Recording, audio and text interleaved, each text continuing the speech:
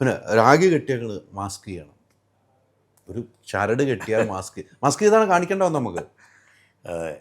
ഈ രീതിക്കാണ് ഈ സെൻസർ ബോർഡ് ചെയ്യുന്നത്. അപ്പോൾ സിനിമ എന്നൊരു കലയെ ഇല്ലാതാക്കുന്നു ഈ സെൻസർ ബോർഡുകൾ. അല്ല, ഞാൻ പറഞ്ഞില്ലേ, ഇത് സിനിമയെ പറ്റി അറിയുന്നവരല്ല ഇരിക്കുന്നത്, അതാണ് വിഷയം. സിനിമയെ പറ്റിയോ കലാപരമായ സൗന്ദര്യത്തെ പറ്റിയോ ബോധമില്ലാത്തവരാണ് നിങ്ങൾ. ആ ഭരിക്കുന്ന പാർട്ടിയുടെ ആ പാർട്ടിയുടെ പിന്നാലെ നടക്കുന്ന ഒരാളാണെന്ന് വിചാരിച്ചു. അപ്പോൾ നിങ്ങൾക്ക് വേറെ യാതൊരു ക്വാളിഫിക്കേഷൻ ആവശ്യമില്ല. നേരെ മറിച്ച് ഫിലിം അക്കാദമിയിലത്തെ മനുഷ്യന്മാരോ അല്ലെങ്കിൽ ഫിലിം ഇൻസ്റ്റിറ്റ്യൂട്ടിലെ അധ്യാപകരോ അല്ലെങ്കിൽ ചലച്ചിത്ര നിരൂപകരോ അങ്ങനെയൊന്നും ഇതില്ലല്ലോ. നിങ്ങൾ പറ, സെൻസർ ബോർഡിൽ വിവരമുള്ള ഒരാളെ പേര് ആരുമില്ല. ഇങ്ങനെ രാഷ്ട്രീയപരമായിട്ട് തന്നെ വരുന്ന എല്ലാവരും. അപ്പോൾ അതിനോട് ഫൈറ്റ് ചെയ്ത് നമ്മൾ കോടതി പോകണം എന്നുള്ളതാണ് അവസ്ഥ.